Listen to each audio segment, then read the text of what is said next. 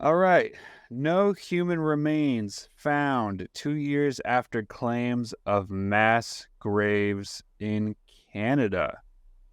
After 2 years of horror stories about the alleged mass graves of Indigenous children at residential schools across Canada, a series of recent excavations at suspected sites has turned up no human remains. Um, so to be honest with you, John, and with the audience here, I honestly didn't know a whole lot about this story prior to seeing this. Did you already know much about this? Yeah, so I have a story about this story.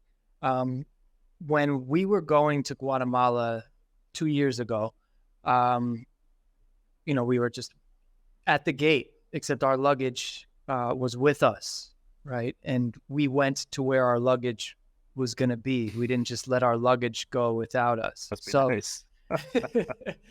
but me and my wife were at the gate, and we just met a woman from Canada who was traveling solo. So since we've been to Guatemala, I don't know, maybe like 10 times. My wife has been like five or six. We know at least some areas. We know what to do. We know what to look for. We know what's good, what's not good, the good food to eat. We know a whole lot. So we're just offering her some travel advice because she's going by herself, and she was a little nervous. And I'm like, look, Guatemala is a beautiful place. She went to Antigua, and it's a very touristy area. And, I'm like, you're going to be fine. You're going to have a whole lot to do. You're going to meet a whole bunch of amazing people. The Guatemalan people are great.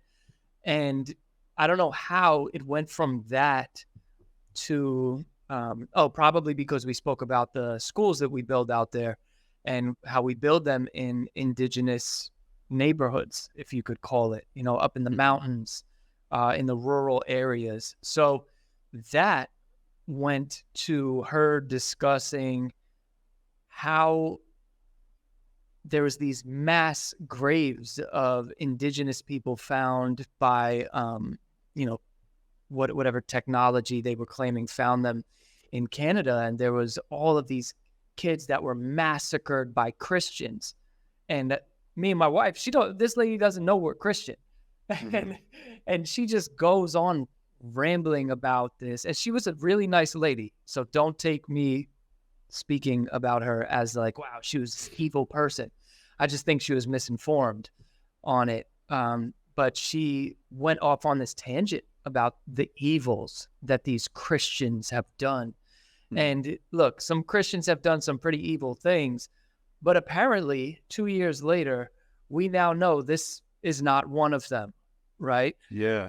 And it's sad because churches were burned because of this. Monuments were torn down. Churches were vandalized, and people who went there were threatened. And it turned into this whole, instead of it being mass graves, it was this mass hysteria of just attacks on Christians. And then here we are 2 years later, and there's been no evidence found of these mass graves actually existing. Now, I'm not saying that they don't, because you never know. Maybe they dig somewhere else, they find something.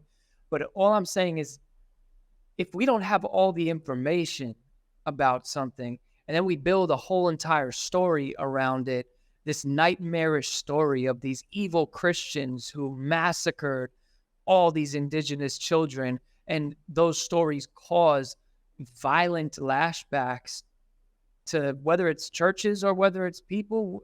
I don't care what it causes, this lashing out towards. It's just wrong. And this is what happens when you don't know all the information, when people are guilty before proven innocent. And Yeah. I'm glad, one, that this massacre didn't happen, because any massacres that happen are just purely evil.